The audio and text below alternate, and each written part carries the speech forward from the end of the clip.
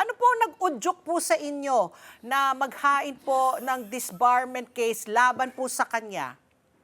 Eto, gusto ko kasing subukan ang astig ng Supreme Court. Kasi Oh. ako, sinuspindi nila agad-agad ng walang due process. Basta sinuspindi lang. They did not even ask for my explanation. Tapos pinablish pa nila. And then after a year, on the day of my appointment, binabaan nila ako ng disbarment just to embarrass President Bongbong Marcos and me. Oh. Tapos, ito pa, yung sinasabi nilang ground for my disbarment, isang kaso na dinismiss ng prosecution service because walang proof na ako yung nag-upload ng video against Raisa Robles.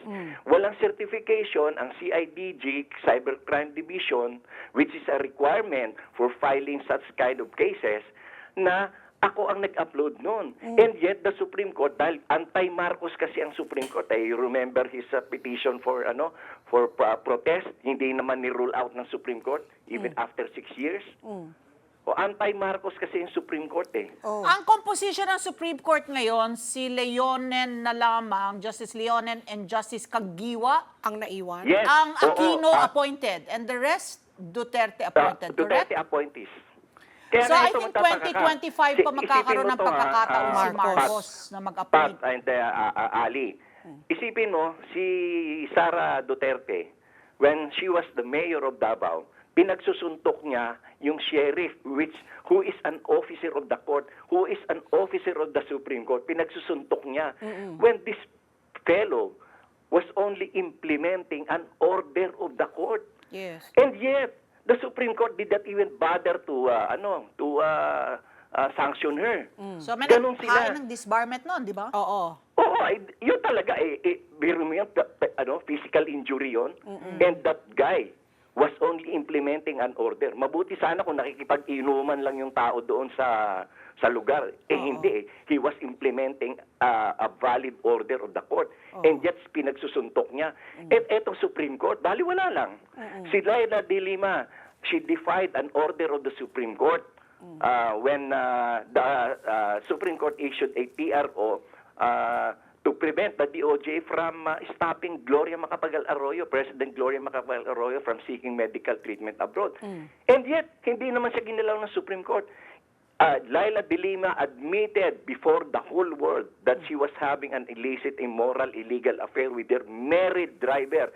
Immoral. Ang sabi ng Supreme Court sa akin, immoral daw ako dahil daw maminura ko raw si Raisa Robles. And yet, mas immoral si Laila de Lima, hindi man lang nila kinante. Another point, si Chel Jokno, in a hearing for petition of kalikasan, right inside the halls of the Supreme Court, nagsumiti siya ng fake, forged documents. And yet, the Supreme Court did not even bother to suspend him or disbar him.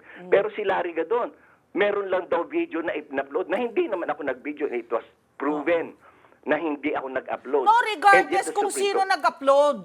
Secretary, hindi naman kung sino ang nag-upload ang issue dito. Ang issue was were your misogynistic, sexist, abusive, repeated, But intemperate it was language done in against private. it, regardless of who uploaded it, di ba? Bakit? For example, tingnan mo itong si Laila de Lima, si Sara Duterte, itong si Chel Jokno. These are worst cases. So parang you're saying ikaw yung sininggle out. Sininggle out. Kasi bias siya. Anti-Marcos kasi yung Supreme Court eh. Oo. So, okay. So going back to the so it is a test on the parang judgment of the Supreme Court kung Yes, if they will act for, on your petition. the fairness On the and objectivity of the Supreme Court. Oo. Okay. So, yung sa inyo po, disbarment, yun lang hubang habol ninyo laban po kay VP Sara?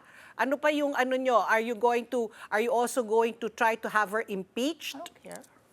Well, yung impeachment kasi, nagsalita na dyan yung some members of the Congress na ipapa-impeach nila. So, hindi na ako manghihimasok nun, hindi na ako makikialam. Let them do it by themselves. Anyway, siguradong 100% sure na may impeach siya. Take it from me. Kaya sanay ako dyan sa impeachment eh. Oo. Bakit isa pa lang naman na ma-impeach siya, di ba? Si former President Erap. Bakit sanay na po kayo? Oo, pero ako, 8 months ako dyan sa Congress sa pagpa-impeach kay former SC Era. Justice Corona. Lourdes Sereno. And not only that, inunahan lang kami ng Supreme Court na ideklara na invalid yung appointment niya. Sino po? Kanina? Si Calida yun, di ba, na nagsampa, the Soljen? impeachment was supposed to be voted in a few days. Oh. Ano, Secretary, tatanong ko sa iyo, ang parusang disbarment, kapag na-disbar, kayo, speaking from a personal point of Experience. view, Oo. kanina pinag-uusapan well, namin ni Pat P, di ba, napakasakit na nag-prelo ka, Nag-aral ka, siyam na taon. nagkurso ka ng law, nag-review ka for the bar, pinasa mo yung Oo, bar. yun na nga eh. Ang matindi dyan, sinuspindi muna ako ng 1 year. Hindi pa ba enough yun? Pagkatapos dinisbar ako on the day of my appointment just to embarrass me. And not only that, napakaraming mga lawyers dyan na nagnakaw ng property ng clients.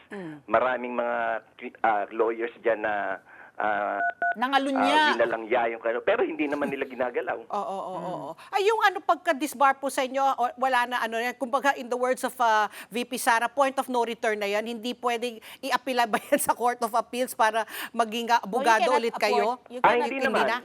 Wala na. Yan eh. Hindi na. Wala na. After 2 years, Oo, pwede oo, naman oo. ako motion for recall. In fact, naka-motion for motion for recall reconsideration pala. pa ako until now. Let's get together. Sunday 25. Sunday 25.